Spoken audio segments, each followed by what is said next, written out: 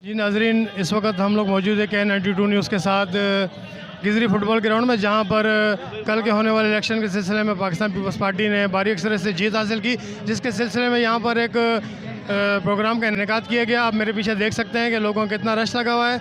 चले आए इसी सिलसिले में यहाँ पर आए हुए सीनियर पाकिस्तान पीपल्स पार्टी की क़यादत से बात करते हैं कि उनका आज इस प्रोग्राम के हवाले से क्या करना है। जी, जैसे कि हमारे साथ आज मौजूद हैं UC 13 के वाइस चेयरमैन जनाब वसीम गुल जदून साहब आए आज के इस प्रोग्राम के हवाले से इनसे बात करते हैं कि आज के इस प्रोग्राम के बारे में इनका क्या कहना है। अस्सलाम वालेकुम सर, क्या कहना चाहेंगे आज के इस प्रोग्राम के हवाले से आप? आज के इस प्रोग्राम के हवाले से मैं कहना चाहूँगा कि शुक्रिया गिजरी, शुक्रिया शरीन जना कॉलोनी और शुक्रिया क्लिफ्टन। आज चेयरमैन बिलावल भुट्टो जरदारी साहब ख़ुद तशरीफ़ लाए थे कुछ देर पहले, और उन्होंने पूरी कराची ये पैगाम दिया कि जिस तरह हमने UC 13 निकाली, इंशाअल्लाह पाकिस्तान की हर सीट इंशाअल्लाह निकालेंगे, दोबारा वफाकी हुकूमत बनाएंगे और सूबाई इंशाअल्लाह। यही कहूँगा कि यहाँ के लोगों ने जिस एतमाद का इजहार किया है और हमेशा करते आ रहे हैं, इंशाअल्लाह जिस तरह इनकी खिदमत पहले करते रहे, इंशाअल्लाह इस बार मेरे कराची इनकी मज़ीद खिदमत करेंगे इंशाअल्लाह।